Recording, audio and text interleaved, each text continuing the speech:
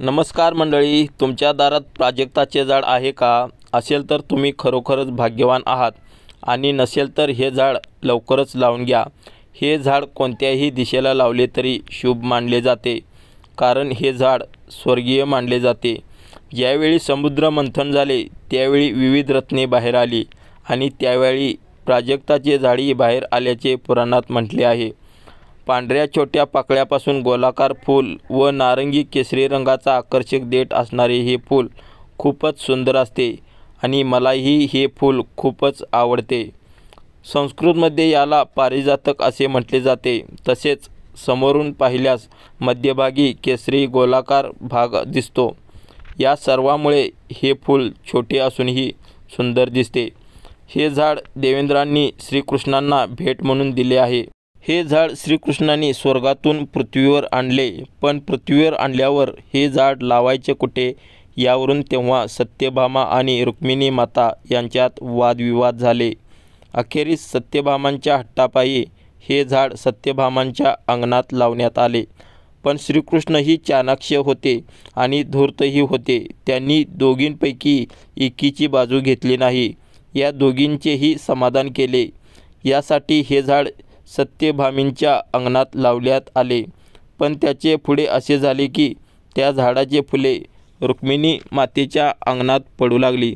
झाड आपल्या अंगणात लावल्याचा आनंद सत्यभामांनाही होता, तर फुले आपल्या अंगणात पडतात याचा आनंद रुक्मिणी मातेलाही होता. पण तेव्हापासून पारिजातकाचा सडा दुसऱ्याच्या अंगणात अशी म्हण रूढ झाली. पारिजातक हे झाड औषधी झाड आहे. या झाडाच्या फुलांना मंद पण सुगंधित असा वास असतो. याच्या फुलांना हरसिंगार, शेफालिका, नालकुंकुमा, रागपुष्पी, खरपत्र अशी एक ना अनेक नावे आहेत.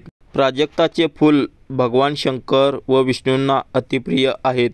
त्यामुळे ही फुले शिवलिंगास, श्रीकृष्णांची मूर्ती, महालक्ष्मीला वाहिली जातात. पण मंडळी, ही फुले फक्त झाडावरून खाली पडलेली असावीत, हाताने तोडलेली नसावीत. ज्या लोकांना समाजात मान्यता हवी आहे असे वाटते अशा लोकांनी प्राजक्ताच्या फुलांचा मागचा देठ काढून तो चोळून त्याचा रस अष्टगंधात मिसळून कपाळी लावावा. त्यानंतर आपल्याला फरक पडलेला जाणवेल. तसेच ज्या लोकांना रोजच्या जीवनात अडचणी, समस्या येत असतील अशा लोकांनी ही फुले भगवान श्रीकृष्ण, विष्णू तसेच महालक्ष्मी, शंकर यांना अर्पण करावीत. त्यांच्या समस्यांचे निराकरण होत जाईल. हे झाड खास करून हिमालयाच्या पायथ्याशी आढळते. याशिवाय भारताच्या इतर भागातही हा वृक्ष आढळतो. हा पारिजात प्राजक्ताचे झाड म्हणून सुद्धा ओळखला जातो. हे झाड अगदीच खास म्हणून अंगणात, बगीच्यामध्ये लावले जाते. महत्त्वाचे म्हणजे ज्यांच्या अंगणात किंवा दारात प्राजक्ताचे झाड आहे त्यांच्या घरातील सर्व वास्तुदोष नाहीसे होतात.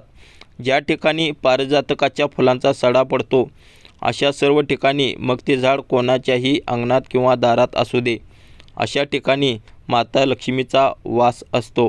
कारण ही फुले माता महालक्ष्मीला खूप आवडतात. लक्ष्मी पूजनाच्या दिवशी महालक्ष्मी देवीला फक्त या झाडाची खाली पडलेली फुले वाहिली जातात. यामुळे महालक्ष्मी देवी प्रसन्न होते असे म्हणतात. अंगणात पडलेल्या हरसिंगार किंवा प्राजक्ताच्या फुलांच्या सड्यामुळे घरातील तसेच परिसरातील वातावरण आनंद राहते. घरात कोणताही वाद होत नाही. चैतन्यमय वातावरण तयार होते. सर्वजण म्हणजेच आनंदात राहतात. प्रत्येकजण आपापली कामे करतात. घरातील प्रश्न ताबडतोब सुटतात.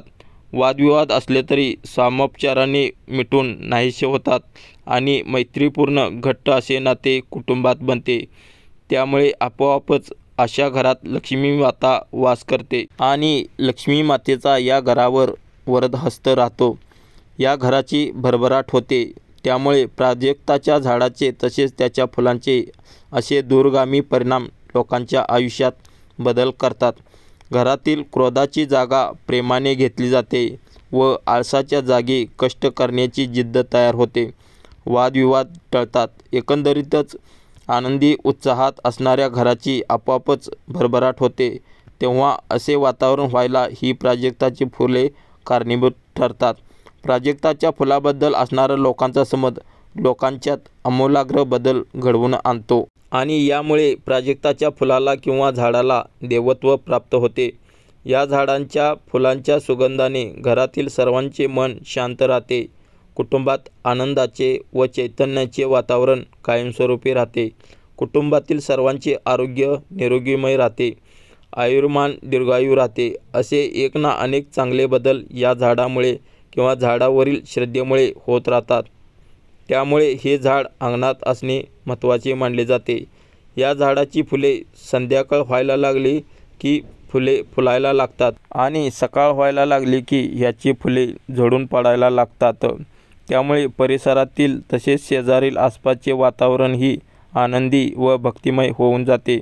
त्या ठिकाणी शांतता व समृद्धी नांदते। हृदयरोग यासाठी प्राजक्त खूप फायदेशीर आहे असे सांगितलं जातं। 5-6 फुलांचा रस हा प्रभावी मानला जातो, पण हा उपाय आयुर्वेदिक डॉक्टरांच्या सल्ल्यानुसार करता यावा। या झाडाची पाने, फुले, साल ही आयुर्वेदिक उपयोगासाठी वापरली जातात। खरोखरच आज हे झाड बहुउपयोगी आहे। लोकांच्या जीवनात एक चांगले परिवर्तन करणारे झाड प्राजक्ताचे झाड मानले जाते। तेव्हा मंडळी, हे झाड आपल्या दारात नसेल तर नक्की लावून घ्या, उशीर करू नका। लक्ष्मीचा वरदहस्त कायम राहील। तसेच अशा झाडाबद्दलची तुमच्याजवळ असलेली माहिती मला कमेंटमध्ये नक्की सांगा। तर मंडळी, या व्हिडिओद्वारे कोणतेही अंधश्रद्धा पसरवण्याचा आपला हेतू नाही, पण हे पारंपरिक उपाय असून त्याचा तुम्हाला चांगला अनुभव आला असेल तर नक्की घ्या व इतरांनाही सांगा। मित्रांनो, प्राजक्ताविषयीची माहिती तसेच अनुभव प्रत्येकाने आपापल्या विचारानुसार घ्यावेत। काही चांगला अनुभव येतो का बघा। झाडाविषयीचे दावे तुम्ही तुमच्या कल्पनाशक्तीनुसार समजून घ्यावेत, बाकी काही नाही। धन्यवाद। जाता जाता मंडळी, आपल्यास विनंती आहे की हा व्हिडिओ आवडला असेल तर माझ्या चॅनेलला सबस्क्राईब करा। तसेच असेच व्हिडिओ पाहण्यासाठी इथून पुढे ह्या व्हिडिओला तसेच येणाऱ्या व्हिडिओंना शेअर करीत राहा। धन्यवाद।